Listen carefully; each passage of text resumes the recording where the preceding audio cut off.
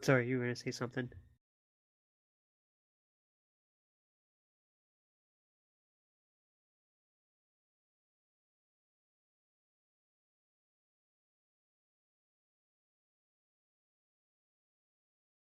User in your channel started recording.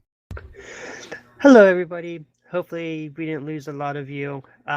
This is a special treat for our live listeners. We're going to preview our little sidetracks podcast thingy for our Patreon thing. And we have no music for it, so we're just going to start off. No, I can't hear you. I'm sorry.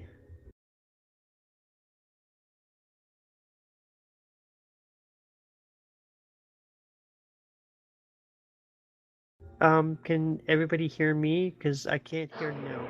I can hear you. I don't know if you can hear me, but I can hear you. I cannot hear no.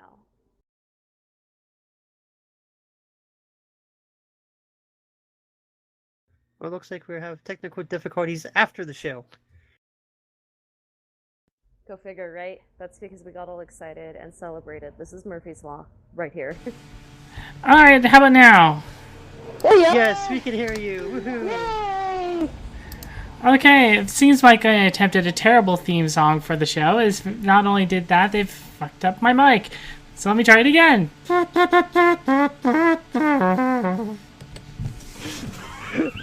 Is that the theme song there? That was the placeholder theme song. Okay, that sounds awesome. It was like a juxtaposition level of theme song. What we're gonna do here is we're gonna talk about, because sometimes in the middle of an episode we get sidetracked by talking about video games.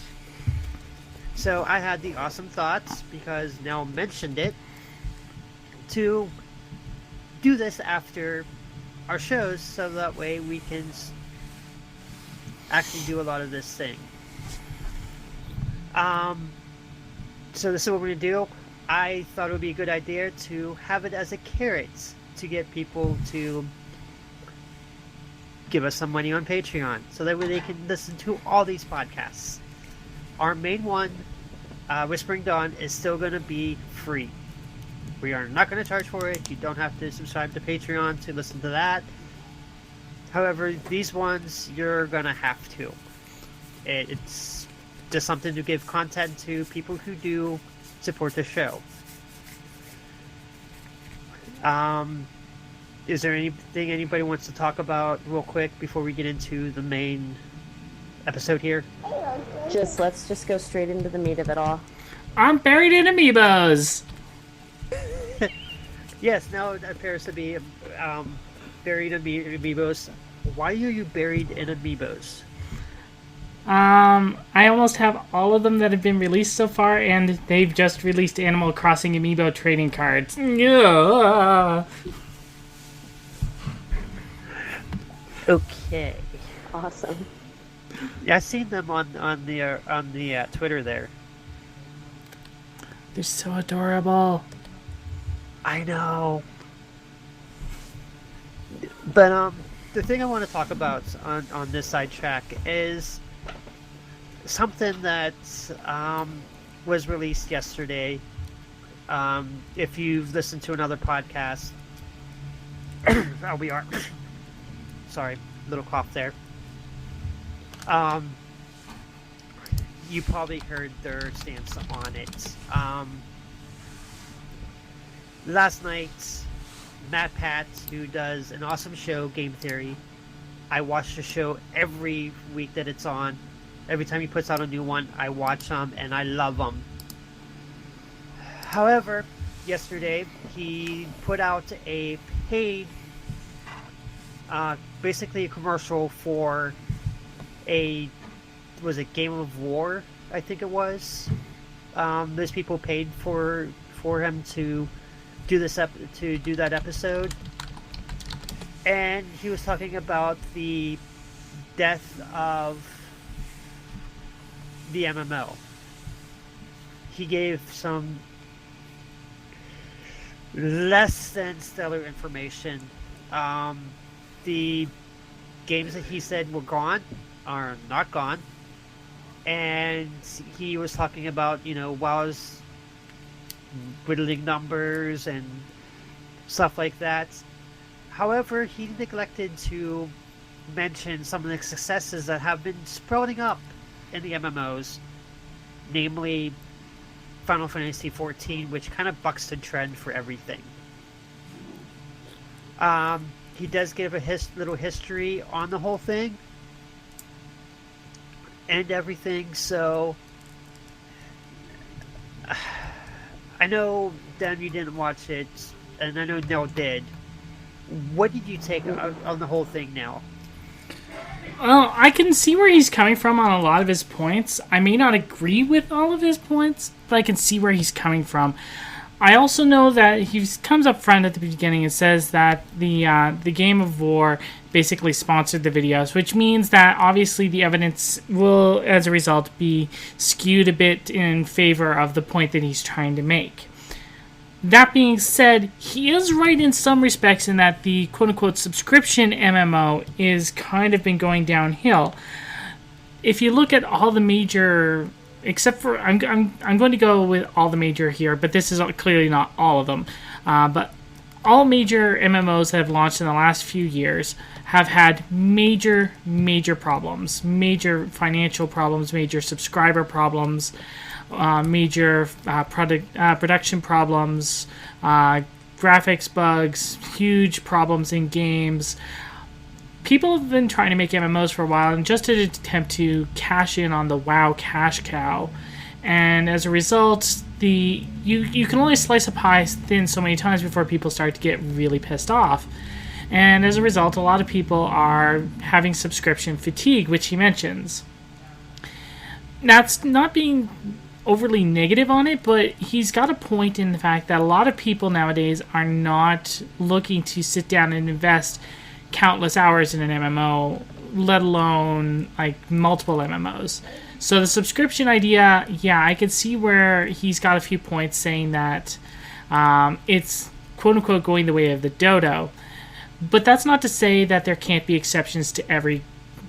I'm trying not to sound like I'm fully on his side, but I'm trying to explain some of his points in the fact that he's kind of right in that people nowadays don't really want to have to pay a lot of subscription fees, or they want a lot of content for a lot less. And with the cost of MMOs, that's not really an option. So to me, it sounds like he ended up having to pick the ones that would prove the point for the Game of War that was sponsoring the video, and had to exclude ones that weren't overly proving the point. If MatPat was doing this on his own, I imagine he would have drawn from 14, because let's face it, 14 is out there and is noticeable. I mean, if Extra Credits can mention it, Game Theory can mention it. Yes, that was one of my major points.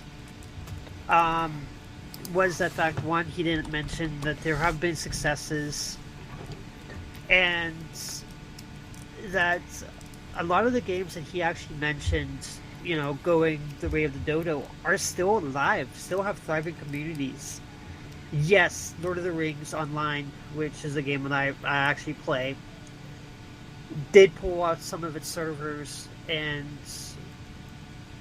basically was rolling servers into each other, but it still has a thriving community. Is it still pay to play, though? No.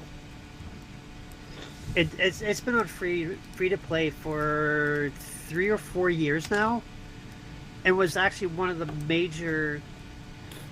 first major MMOs that went free to play that had really good luck at it. And it actually probably started a trend of a lot of MMOs going free to play. A lot of MMOs were starting to see some of the stuff that Lord of the Rings Online was offering in their free to play, and offering it themselves. That being said, Lord of the Rings Online, when it was a subscription base, the whole reason it went free to play was to give the developers more money to produce more content, basically. And it does when a good free to play model, extra credits, which is another, YouTube channel that I actually watch too. Went over this on one of their videos, about, the free to play model, and I think they actually, basically mentioned Lord of the Rings as a good example of a free to play model.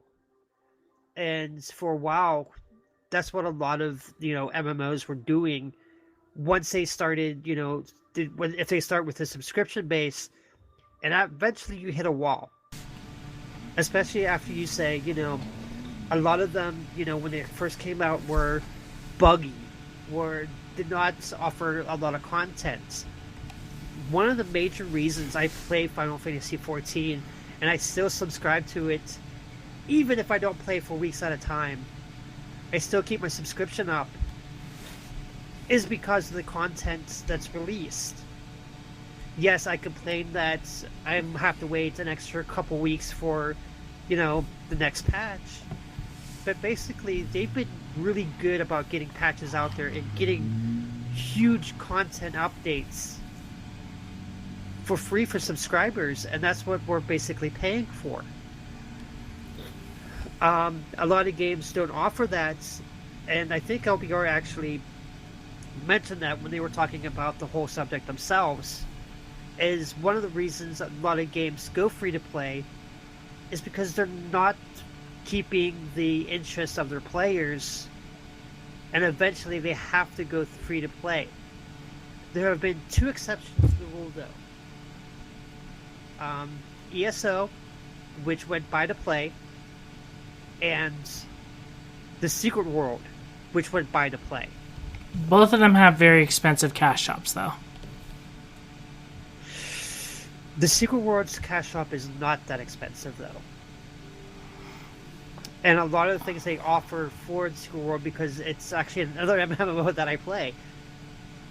I do play a lot of MMOs. A lot of the things that they offer in their cash shops, though, are just cosmetics. They're not needed in the game at all. Well, I do have the gangster style suit because I am an Illuminati. I'm a dragon, so. Bah. True fact, I was actually supposed to be part of the beta test for the Secret World. I just couldn't run the game on the computer I had at the time. And I was actually, when they were doing beta testing, they do this little poll thing up that, one of those quizzes things where you find out which member of the sex that you were supposed to be in, and I actually got Illuminati when I filled that out, so little fun fact there. Well, that's because the Illuminati is best. Otherwise, you're wrong. But I like the dragon a lot better, so a lot more freedom there. But that's neither here nor there.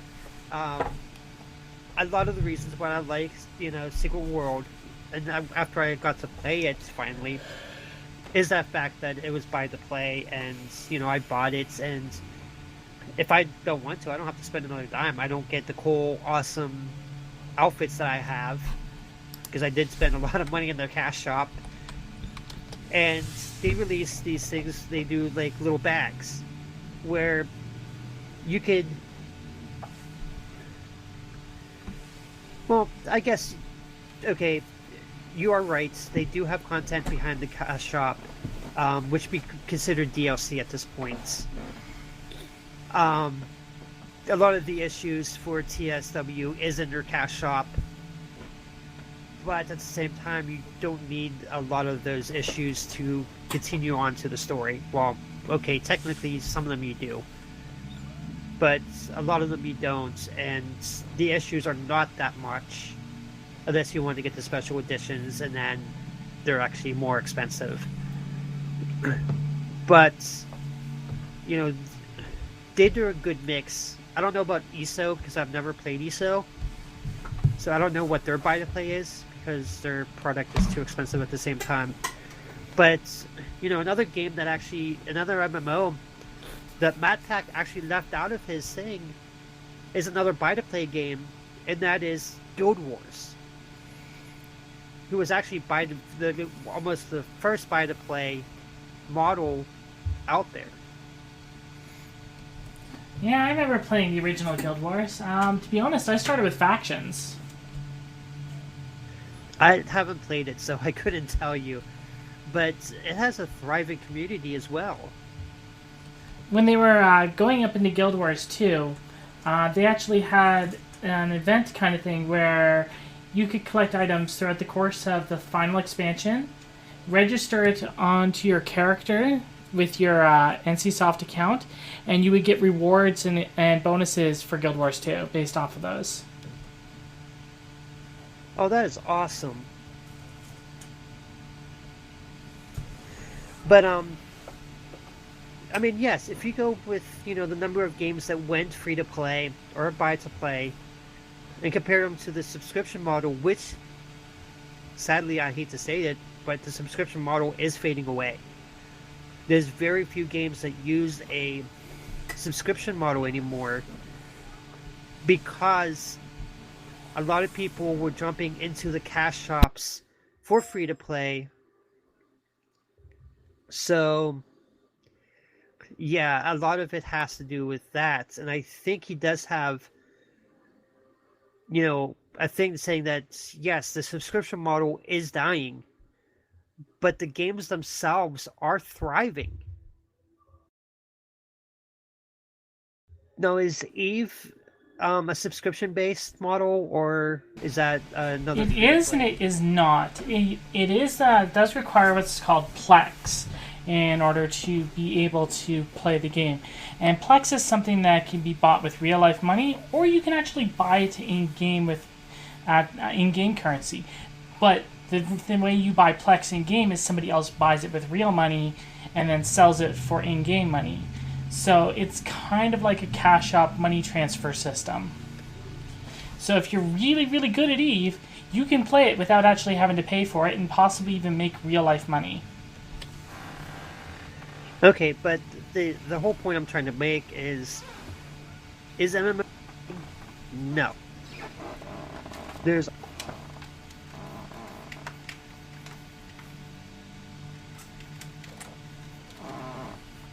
I think right now are the I'm sorry, what? You were cutting in and out there. Oh, I'm sorry. Is this better? Much.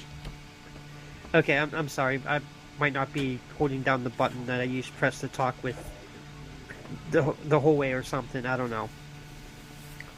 But I think a lot of the subscription models, like WoW, like even Final Fantasy XIV, has a cash shop that you can buy cosmetics and other stuff.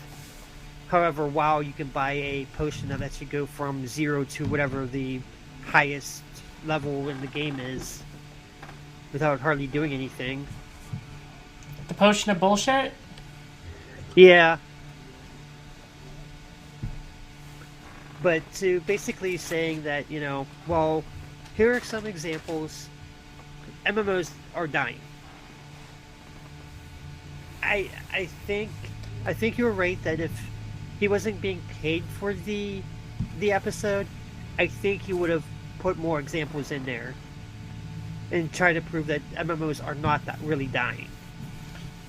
He does have a point though with the fact that a lot of pay-to-play MMOs have gone the route of free-to-play. He does have a point there. Oh yeah, I have no doubt about it. A lot of them, went free-to-play or buy-to-play because they were not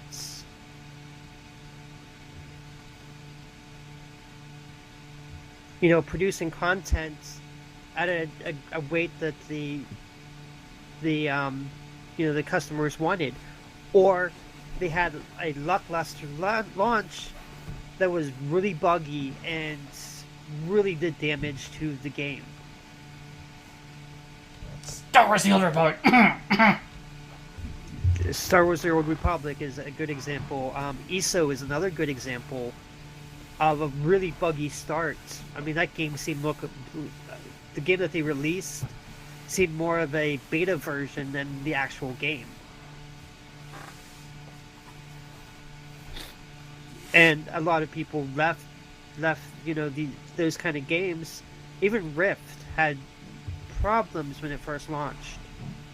And it was reason why it went free to play after, so many months and years, is because it could not afford to keep up with the servers to keep it.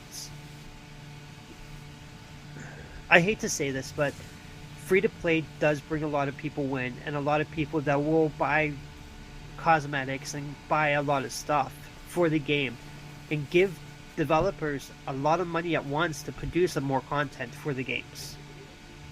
Yep. Which is why a lot more games, when they first start out of a subscription model and they start seeing that, well, okay, this is sucking, we're not doing what we should be doing, let's just go free to play. That's why a lot of them go free to play, because they see the money that they can find there in the free to play model. Not to say that all free to play games are bad.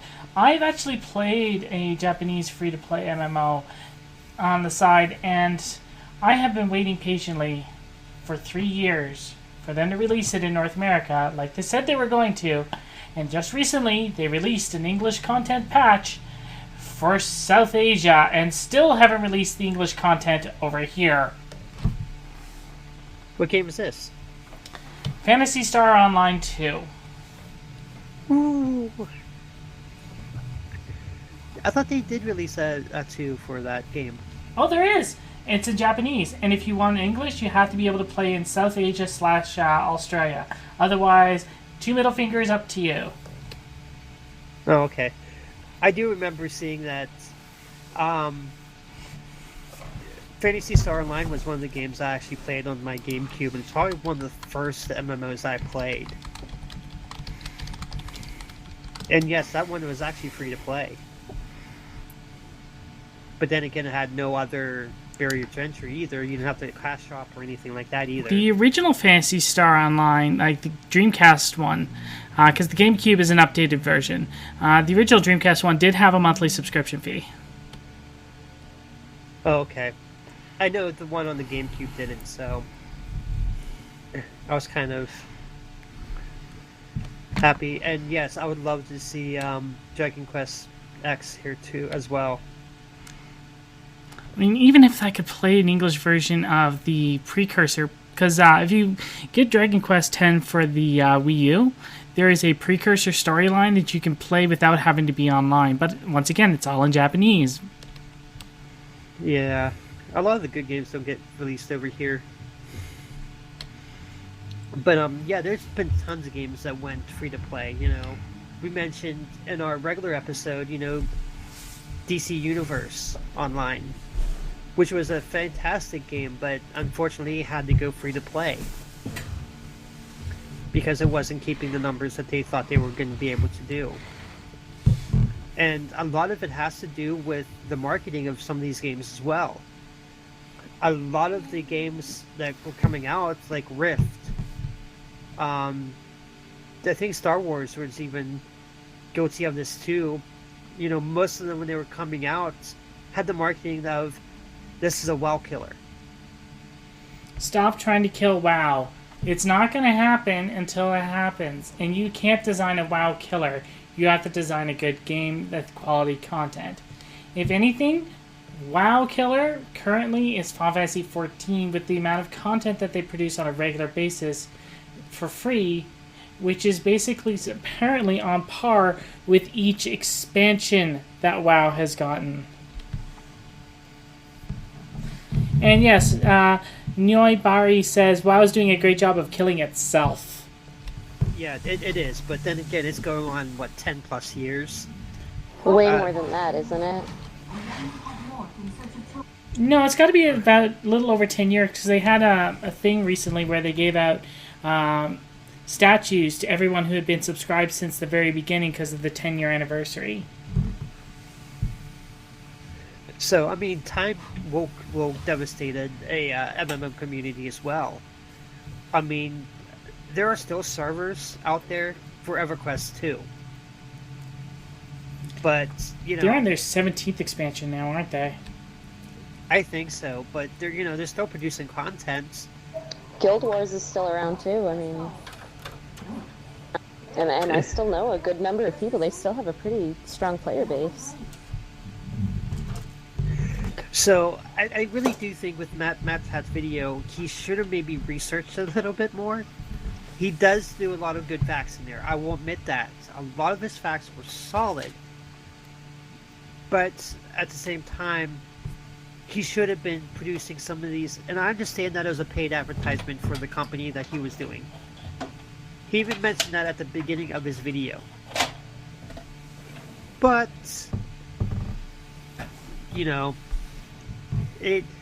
he should have provided more examples of, ones that are doing it well. Final Fantasy XIV, going to some of the numbers. And what I find interesting is a lot of Final Fantasy XIV players, when they were polled on whether they want this game to go free to play, they're like, no. Oh no. No. You also have to look at it like this, and I hate to use this as an example, but when we look at it from a larger perspective, the amount of subscription-based MMOs to non-subscription-based is changing dramatically. Subscription-based MMOs are shrinking very, very much. So the number of successful subscription-based MMOs is very low. And I think that's the point he was trying to bring across. And you know what? That doesn't seem all that inaccurate to me. I can get on board with that. Yeah, I kind of agree with that. I didn't like when they were having Kate Upton and Mariah Carey doing the ads for their game. So I really do believe Matt Pat did a better job selling that game than those ads did. As much as, I hate to say it, but the video had some very good points to it. However, I don't think the MMO is dying. And I don't think the games the games he listed, they still have strong communities that play them on a regular basis. Yes, the communities are becoming bitter and agitated, and you can see it, especially in Lord of the Rings Online. If you go to the Brandywine server, which is one of the biggest populated servers that they have there, you see people belly aching about the old times, or a lot of the changes that have been made to the game. And yes, it does get irritating and everything like that. Oh, those rose-tinted glasses. How everybody remembers thee. But, MMOs are not dying. They're, as he said, they're evolving. A lot of them are, see the success that a lot of, the early adopters to the free-to-play, market share had, and they're starting to see, okay, if we can't get by as a subscription model, maybe we should look into going free-to-play and try to make our money there. And sometimes it works, and sometimes it doesn't. You could just look at any free MMO websites or even Steam and see the ones that are succeeding on a free-to-play market and which ones aren't. And to the early adopters to free-to-play, both Turbine properties, mind you, are D&D Online and Lord of the Rings Online. So they must be doing something right. I don't think that the MMO and forgive me because I didn't come into this knowing as much as you guys did. Is he referring to just MMOs or MMO RPGs? Well, he does mention Destiny, an MMO FPS, and he mentions Disney Infinity, which is also technically an MMO because you can play with other players online, and you have to be connected to the net in order to play it. Okay, so because I would say, MMOs to me also include, massive multiplayer online. They include FPS games, Destiny, Call of Duty, and I would definitely say that, those particular games, there's no end in sight or something like that. And I think that maybe the MMORPG may not play as a prominent of a role that it did when, it first started, because of course anything that's new and bright and shiny, everybody has to give it a try. But an MMORPG is not everybody's cup of tea. So that's something that, it's kind of settled into its particular genre. I think MMOs are going to be around for, I can't think of an end time for that, I guess, until the end of video games. I just think it's funny that he actually, he did mention the Destiny and Disney Infinity, which I forgot that he did, and those two are doing particularly well for MMOs. There is a lot of backlash about Destiny. There is, but there's still a lot of players who play it. I'm not disputing that, but I there is a lot of negative backlash about Destiny. I hear it got fixed, though, right? With the latest... Only because of that backlash. Yeah. Fair enough, yeah. But yeah, there were still people playing it on a daily to weekly basis. So True, but they've also made it so that way if you're not currently playing the most recent expansion, your content has been gutted. Oh, really? Mm-hmm. It would be like us playing in Heavensward, and if anyone wanted to go back and play 2.0, they would only get like a third of the XP and maybe half the items in Gil. Wow. And that's one of the things that's pissing a lot of people off. I would That's gonna make me imagine. mad too, yeah. I mean, a lot of MMOs, when they do stuff like that, they don't just, gut out the base game. I don't know. But Disney Infinity, that is just making money hand over fist, though. Yeah, I can agree to that. I mean, I'm not up to my neck in Star Wars Infinity figures. I still have to get my Milan figure. I've been waiting for her forever. There's like 7 next to my work. What, Milan figures? Yeah. Oh, I could go down to Target right now and buy some. It's not the big deal, but I've been waiting for her for like ever. And I don't even own Disney Infinity. I just buy the figures. I think they're cool. So I currently have the Star Wars Rebels cast, Cora and Sam Flynn from Tron, and I've got Anakin Skywalker and Ahsoka Tano. cool. But I mean, he did mention those two games, and they are successful. No matter what you say about like Destiny, it is being a successful game, and But the one thing I will give him credit for, I've always said this, and I think I'm just gonna rehash what I just said. But he is right on the fact that a lot of subscription-based MMOs do go free to play. Some of them to even greater success than they would have had as a subscription model.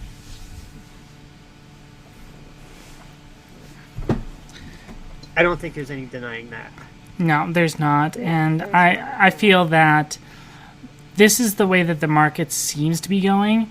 And it's going to take big examples like 14, and we need more examples like this in order to keep this kind of content and this kind of payment method relevant. As much as I would love to be 14 to be the last bastion of pay-to-play MMO, I think that being the last bastion of pay-to-play MMO would be a very bad thing.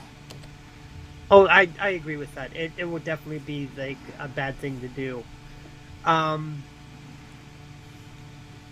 I really don't have any like solutions to this because it seems like the trend is we'll put this game out as a subscription model. If it fails, we'll just go pay to play or free to play or pay to play. So, I mean, I really don't have a solution. I really do think, the WoW model of, just having big content updates only on expansions is not the way to go.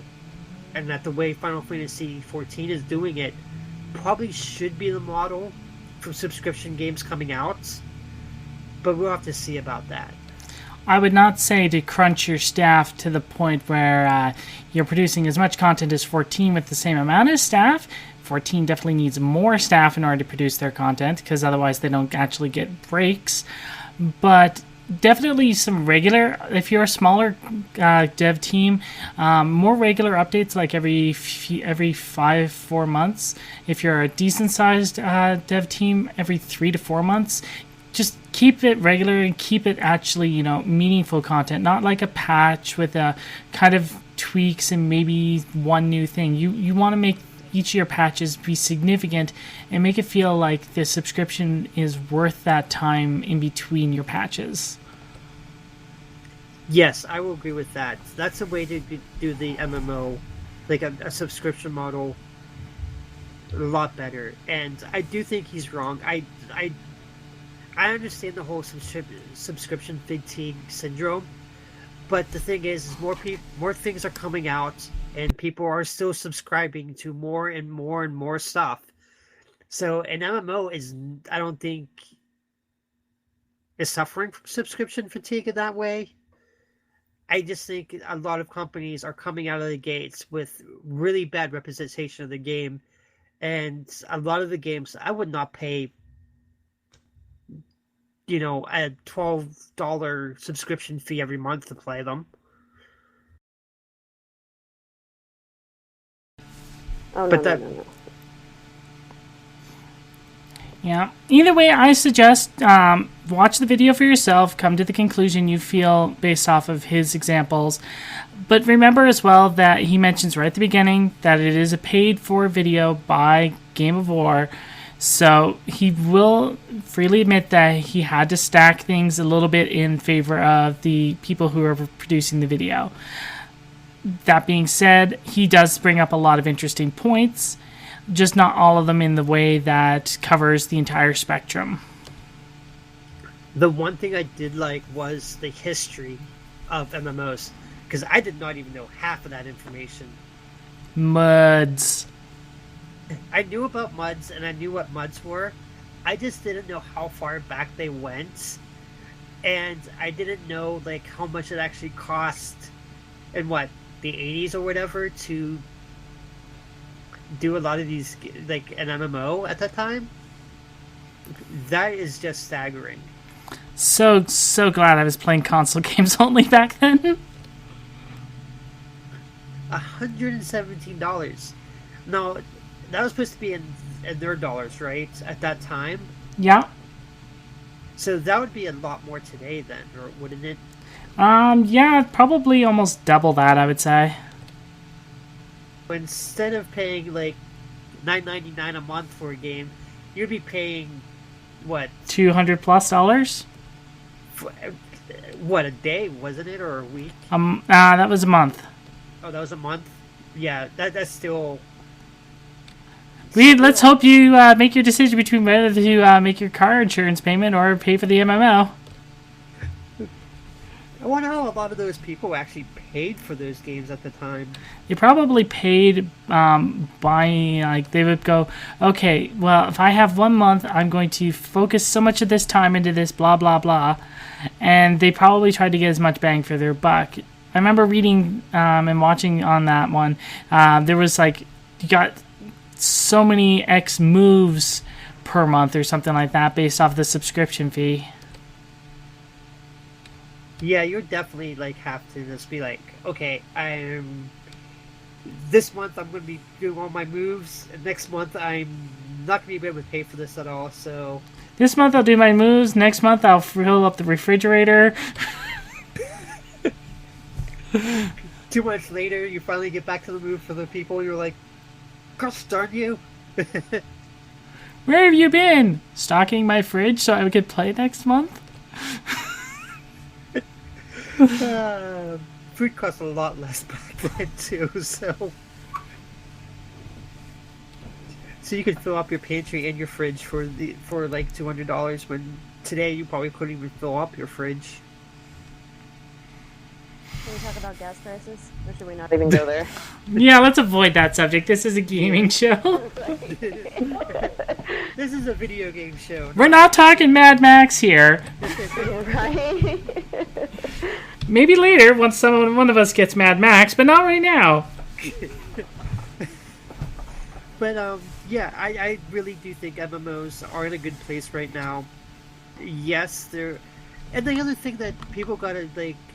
Even with like a lot of these subscription-based models, a lot of people gotta think that people are gonna throw their money at the game that they think is better for them. If they think it's worth it, they'll put money into it. That's the way you gotta look at it. And you gotta treat your MMO like it's worth that money. Yes. Well, and it should be. Yeah, exactly. I mean, people have to work for their money. You know, nothing's handed to anybody usually, and if you're going to pay for it, you definitely have to feel like it's worth it. But I mean, that's what a lot of the subscription models in the past, you know, one of the major faults is, while they're trying to, you know, take stuff off from, you know, take stuff from you know, WoW, and try to take some of their player base away. That's not going to happen. You have to pretty much, and I think we use this thing, you can't be a WoW killer. You have to be your own individual thing. And that's the one thing I like about Final Fantasy XIV, is that they never stated that they were a WoW killer. They tried being their own individual thing. I liked when they tried to not be a WoW killer and be their own individual thing in 1.0, and we all saw where that got it. Right, but, you know, 11 was actually... 11 came out before WoW by a couple of years, I think. Oh, okay. Because I was going to say, you know, that, you know... 11... I could sense where your point was going on that, and I was trying to preempt it. Oh, okay. So, no more needs to be said on that. So, anyway, we're going to wrap this up. This was actually a great first episode. We are not going to be putting these live anymore. These are all going to be found on our Patreon accounts. Unfortunately, this one will not be money gated. The rest of them are going to be Patreon supporters only. Right. I think we're just going to make it maybe $1 or $2 to be able to listen to these. It's not going to be a lot. It's, you know, I'm not going to gate it at like $5 or $10. And we do have actually more content coming on Patreon. I'm going to probably put up a couple polls on there as soon as I can figure out how to do that. And definitely these are definitely going to go on there. And I think somebody asked, you know, if it's going to be like an after dark type of show. And I think it's going to be kind of like that. You know, it's just something where we can just, instead of preempting our main show with video games, we throw it in on this and, you know, put it up for our Patreon players, and because we love video games. And heck, Patreons, if you support it, maybe what we'll do is take a poll based off of your guys' feedback on what we'll discuss on the next show. That's a really good idea. I like that idea. Because I was thinking, like, what are we going to talk about next show? And I'm looking over at my game shelf, and I'm like, I could pick anything I wanted to, but it wouldn't necessarily be as interesting to everybody else. Right. And I really do think, you know, there's a lot of subjects we can cover on this.